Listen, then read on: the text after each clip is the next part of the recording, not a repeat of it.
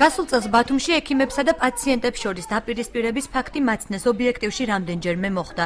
თანდაყოლილი თუ შეძენილი დაავადებების მქონე ბავშვების მშობლები და მშობიარობის შემდეგ გარდაცვლილი პაციენტების ოჯახის წევრები ექიმების დასჯას მოითხოვდნენ.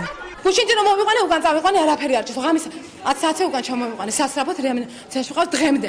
არც ერთი ექიმი, არც ერთი ექტანი, არა მე პირად ვაკითხავდი და დიაგნოზ არ მეუბნება ბავშვთაჯი. მოვითხოვე გადაყვა. არ არიან პროფესიონალები, გაათავისუფლონ. დასაჯონ.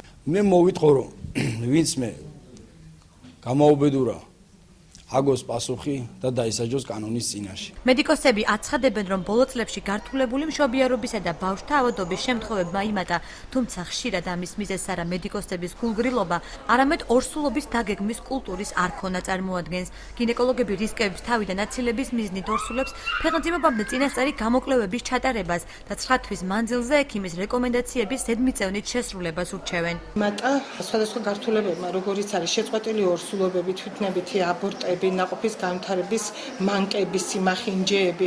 ჩვენ ვფიქრობთ, რომ ეს ყველაფერი დაკავშირებული არის გარემო პირობებთან და ქალის არასწორ ინფორმირებულობასთან.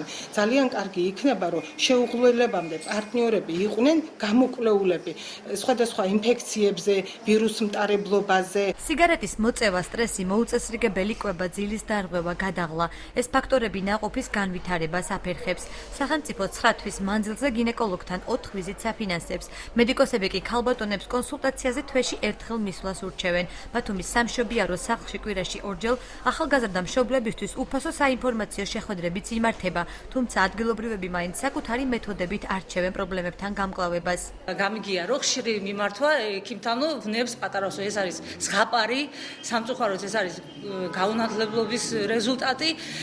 ექიმს უნდა მიმართოთ იმ წუთასვე, როგორც კი პრობლემა არის, იმიტომ რომ შემდეგ თუ კი არ მიმართვათ პირველ ნახევარში ექიმს, ეს პრობლემები დააგროვდება და მესამე ტრიბეში, აი მეორე ნახევრის ბოლოში, მშობიარობის წინ მთელი პრობლემების თაიგული მოგვერთვება ხოლმე და ეს იწვევს ნაადრევ მშობიარებებს და სხვადასხვა პრობლემებს და დედისა და პატარას სიკვდილიანობასაც კი. სახელმწიფო ორსულობის დაგეგმვასთან დაკავშირებულ გამოკვლევებს არ აფინანსებს. მედიკოსები ოჯახებს დაფეხმძიმებამდე გინეკოლოგთან კონსულტაციის გავლას ურჩევენ.